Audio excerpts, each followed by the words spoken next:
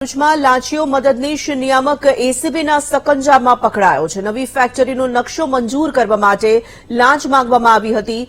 મદદનીશ નિયામક જીગર પટેલે 1.25 લાખ માંગ્યા હતા. સુરત એસીબીએ લાંચિયા અધિકારી જીગર પટેલને રંગે હાથ ઝડપી લીધો છે.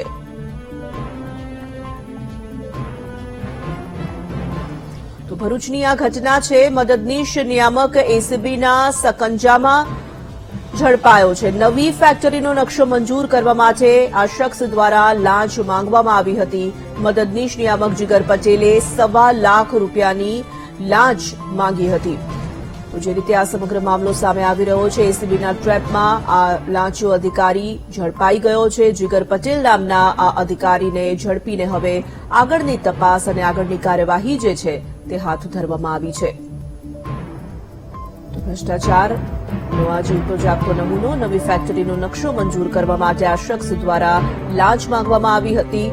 મદદનીશ નિયામકના પદે જીગર પટેલ કાર્યરત છે અને ₹1.25 લાખની લાંચ આ શખ્સ દ્વારા માંગવામાં આવી હતી. જો કે એસીબીએ ટ્રેપ ગોઠવીને આ લાંચિયા અધિકારીને રંગે હાથ ઝડપી લીધો છે. ભરૂચમાં મદદનીશ નિયામક તરીકે આ શખ્સ ફરજ બજાવી રહ્યો હતો.